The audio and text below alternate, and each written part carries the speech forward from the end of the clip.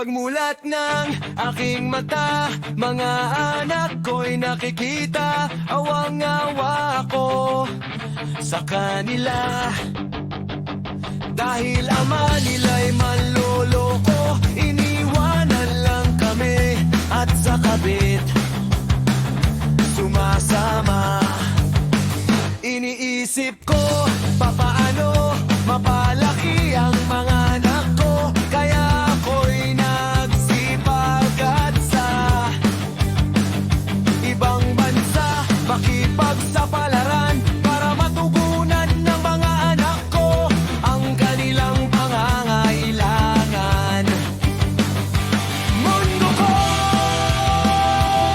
baka kaya ko ba kaya ito? Mahirap pala magtaguyod mang pamilyang nag-iisa.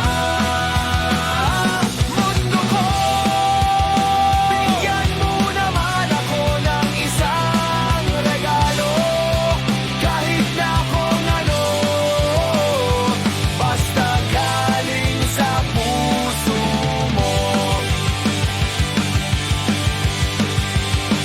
Hindi ko na napansin ang takbo ng panahon. Mabilis pa pala sa manloloko kong asawa.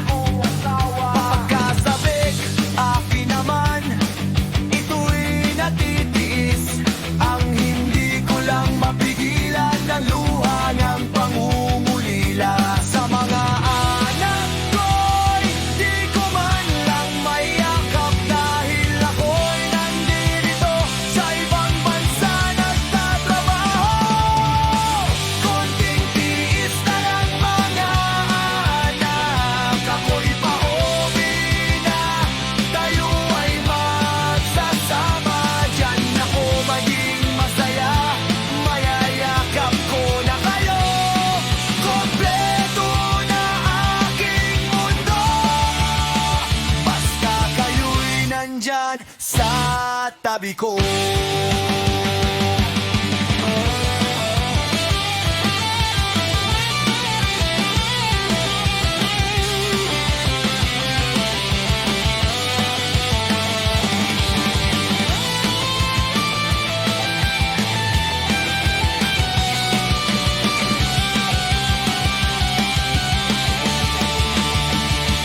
Mundo ko, makakaya ko ba kaya ito? Mahirap pala magtaguyod mang pamilyang nag-iisa. Mundo ko, bigyan mo naman ako ng isang regalo, kahit na kung ano, basta galing sa puso mo. Konting tiis na lang mga anak, ako'y pauwi na, tayo ay magsasama. Diyan ako maging masaya, mayayakap ko na kayo. Kompleto na aking mundo, basta kayo'y nandyan sa tabi ko.